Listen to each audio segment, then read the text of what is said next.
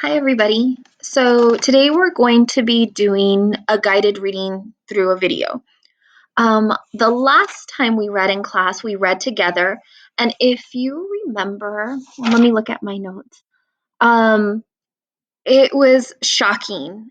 This is where Hamlet kills Polonius, and Hamlet is so mean to his mom, and then the ghost comes in and tells him, take it easy because he's being so mean to his mom. And yeah, so we're going to continue. And let me see. So the ghost has just left. I'm sorry, I'm clicking all over the place. All right, so we're going to start on this next page.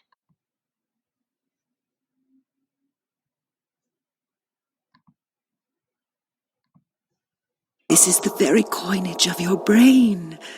This bodiless creation ecstasy is very cunning in. Ecstasy.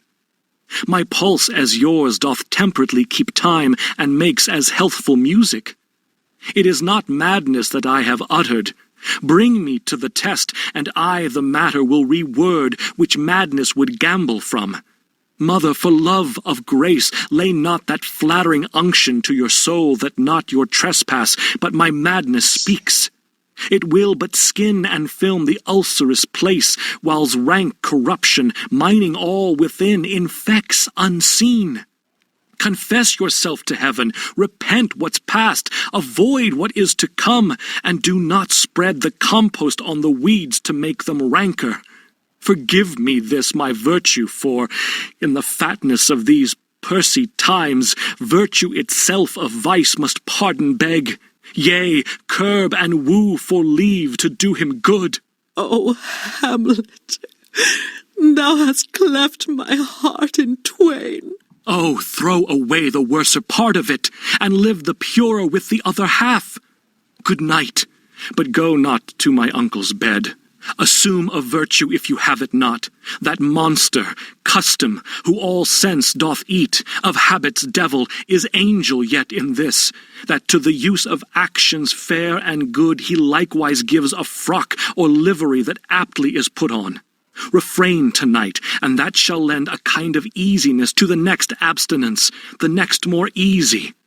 For use almost can change the stamp of nature, and either the devil or throw him out with wondrous potency. Once more, good night, and when you are desirous to be blessed, I'll blessing beg of you.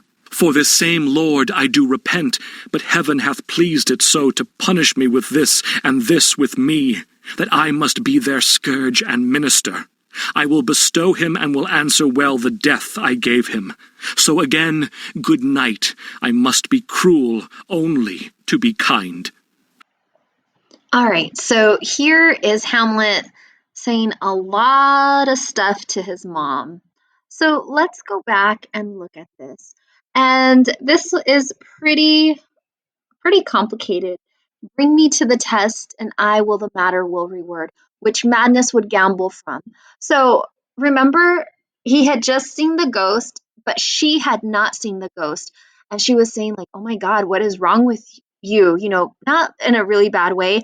And then even here she says, this is the very coinage of your brain. The bodiless creation ecstasy is very cunning in. And she says, madness is very skillful at creating this kind of hallucination. And so, she's worried about his mind. And let's look at this note here.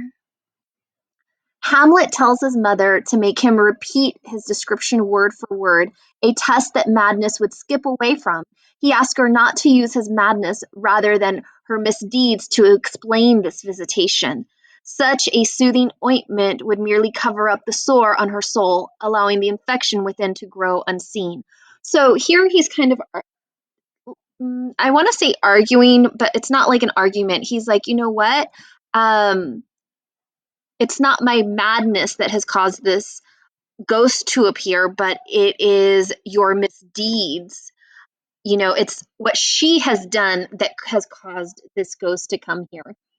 And let's see.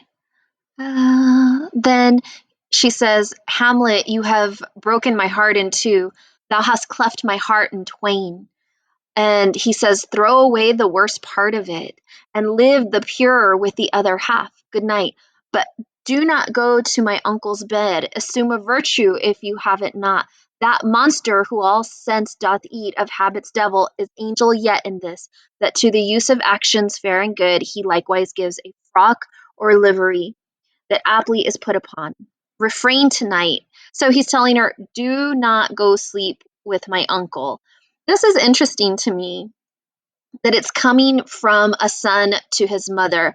It kind of seems to confuse boundaries. Um, and he's saying, don't go sleep with my uncle. And then as he's pointing to Polonius, this part is about Polonius. And he says, for this same Lord I do repent, but heaven has pleased it so to punish me with this, and this with me, that I must be their scourge and minister. I will bestow him and will answer well the death I gave him. So, he says it seems that he did not mean to kill Polonius. It's just something that happened. And he says he will answer for the death he gave him. But he also says he will bestow him, like he will store him or put him somewhere. So let's take some notes on these pages. All right. So on the top of this page, we're going to put Hamlet tells his mother that it is not his madness that causes the ghost. It's kind of like his argument of why the ghost has appeared. And, he's like, it's not my craziness, it's your bad doings. So I'm going to repeat my note. Or you know what? Let me see. Let's try it this way. Let's see if typing up some notes makes it easier for you. So this is what I put in my notes. Hamlet tells his mother that it is not his madness that causes the ghost, but her misdeeds.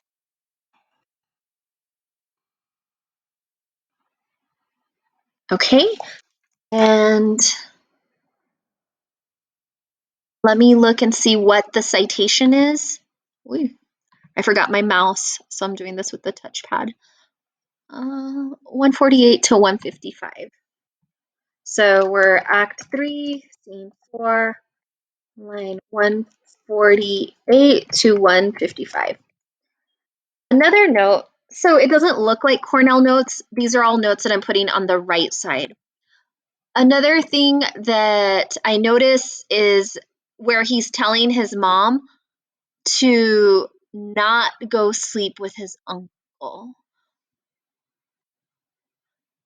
And for me, and this is just my opinion. You can agree with Hamlet and have different opinions. But for me, it's just unusual for a son to tell his mom where she can go sleep and telling her to not go sleep with her husband. So my next note is going to say Hamlet tells his mother not to go sleep in his uncle's bed. I got to write this down also in my notes.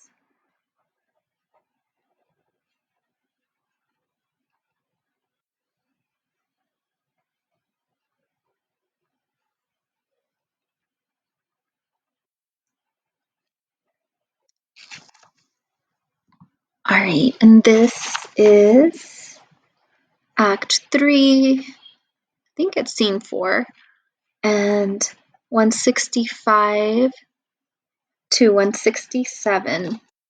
So let me add that here.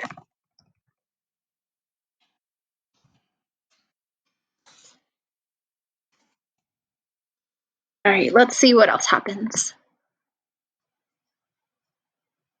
Oh, and I forgot the note about Polonius. Hamlet seems, I'm not sure if he is, seems to feel bad about killing Polonius. He will store him. I don't know what he means by that. He will store him and answer for his death. And let's see. Because he says, I will bestow him, like I'll put him away, I'll store him and answer for his death. So that's line 182 and 183.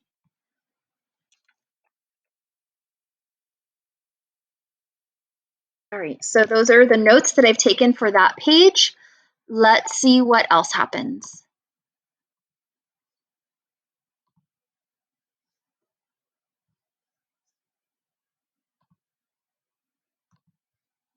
This bad begins, and worse remains behind. One word more, good lady. What shall I do? Not this by no means that I bid you do. Let the bloat king tempt you again to bed, pinch wanton on your cheek, call you his mouse, and let him, for a pair of reechy kisses, or paddling in your neck with his damned fingers, make you to ravel all this matter out, that I essentially am not in madness, but mad in craft. 'Twere good you let him know. For who that's but a queen, fair, sober, wise, would from a paddock, from a bat, a gib, such dear concernings hide? Who would do so? No, in despite of sense and secrecy, unpeg the basket on the house's top, let the birds fly, and like the famous ape, to try conclusions, in the basket creep, and break your own neck down. Be thou assured, if words be made of breath and breath of life, I have no life to breathe what thou hast said to me. I must to England, you know that. Alack, I had forgot. 'Tis so concluded on. There's letters sealed, and my 2 schoolfellows, whom I will trust as I will adders fanged, they bear the mandate. They must sweep my way and marshal me to knavery. Let it work, for 'tis the sport to have the engineer hoist with his own petard. And it shall go hard, but I will delve 1 yard below their minds, and blow them at the moon. Oh, 'tis most sweet, when in one line 2 crafts directly meet. This man shall set me packing. I'll lug the guts into the neighbor room. Mother, good night indeed. This counselor is now most still, most secret, and most grave, who was in life a foolish, prating knave. Come, sir, to draw toward an end with you. Good night, mother.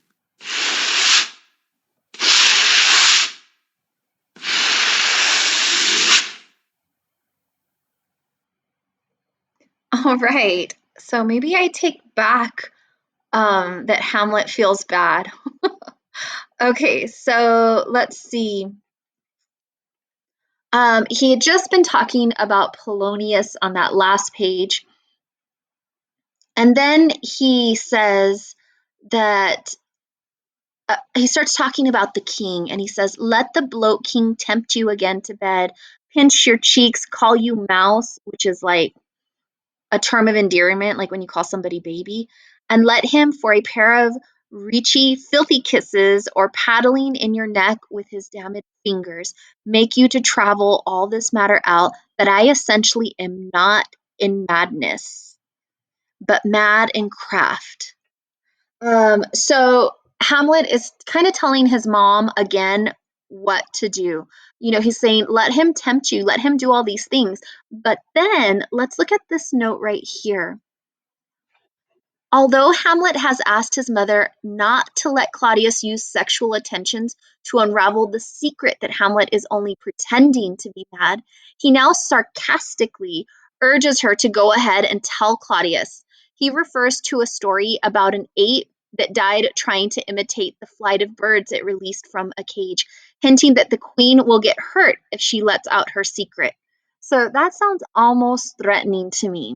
And so this part up here apparently was sarcastic when he's like, yeah, let him tempt you, let him do these things.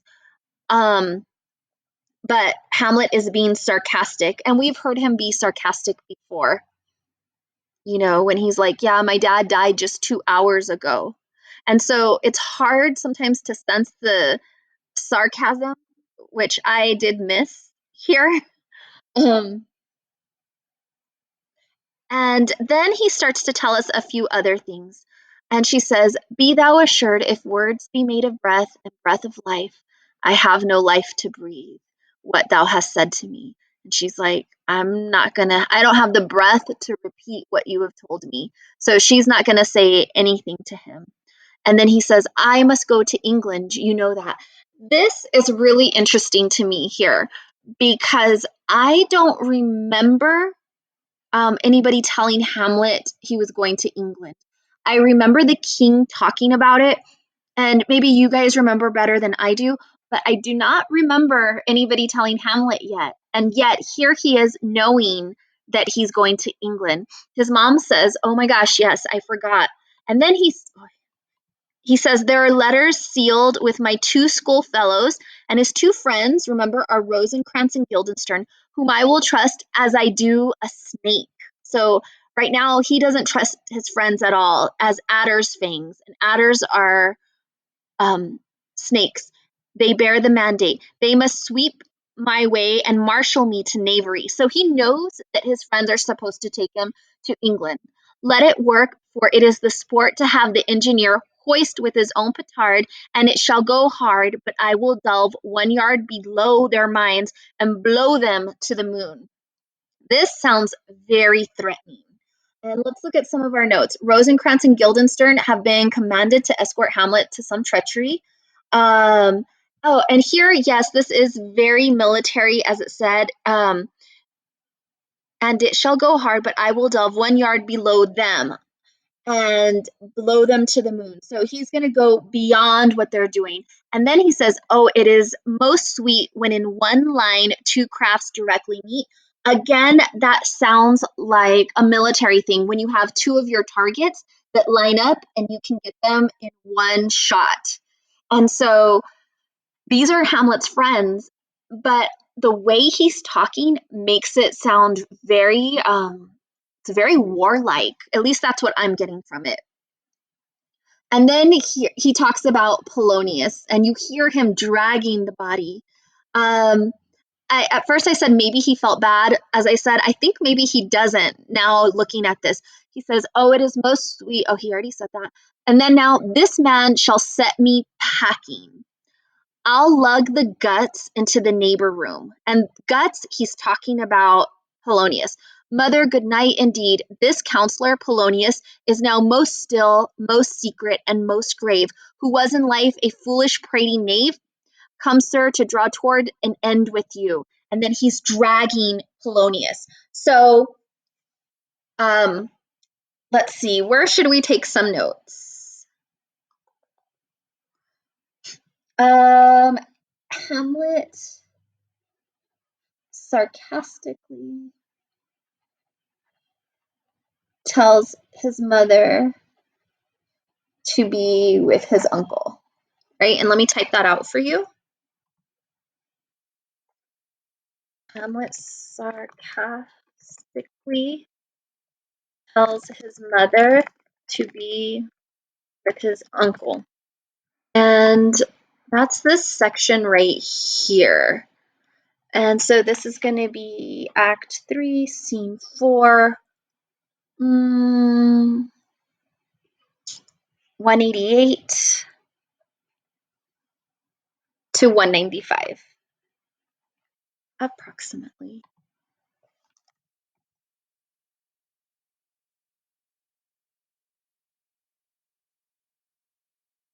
Another thing we need to take note of here is Hamlet. This is the part that's interesting to me. Hamlet knows he's being sent. Oops.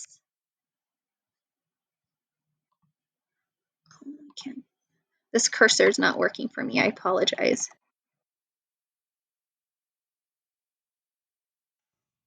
Hamlet knows that he is being sent to England with his friends, Rosencrantz and Guildenstern. And he seems annoyed by this. We know he doesn't trust him. He doesn't trust them. and says he will blow them to the moon. That really caught my attention. That sounds very threatening. Maybe it's not, but let's see, where does he say that? I mean, this is where he knows, so that's 2:08 to, and then he says at 2:15 he'll blow him to the moon. So let's see. Oops. Act 3, Scene 4, lines 2:08 to 2:15. All right, and we're going to put a question on the left. I don't know how to do that. Set this up now for Cornell Notes. So what I'll do is I'll just highlight my questions. So one of my questions is, how does Hamlet know that he is being sent to England? I'm going to write that in my notes also. How does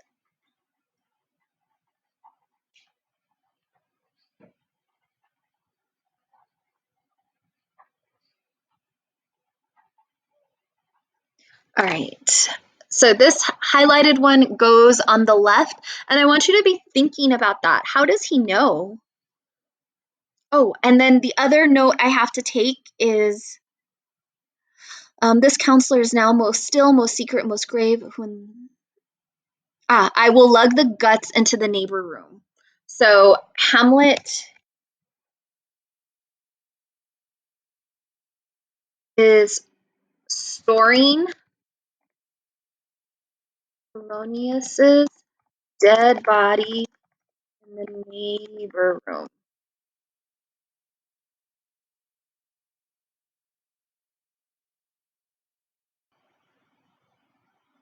So 2:18. Okay, so and then he drags him, and it's so ridiculous. I mean, that you hear the dragging, but I think it's important because it kind of shows you Hamlet's treatment of Polonius in death. And well, look at that. That's the end of Act 3. So now what you're going to do is you're going to write your summary. Remember, your summary should cover what happened in this whole entire act. It should, at the beginning, mention what act it is. It should also have the most important events. Under no circumstances should you be plagiarizing this summary. You should not be going to Sparks Notes to see what happened. You have everything you need in your notes.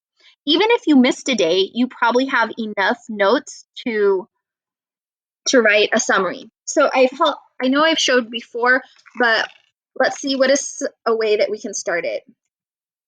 In William Shakespeare's tragedy of Hamlet, in Act 3,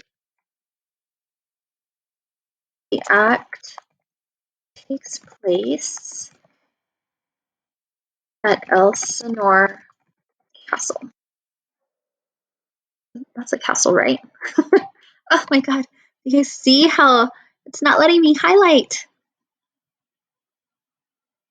Oh my goodness.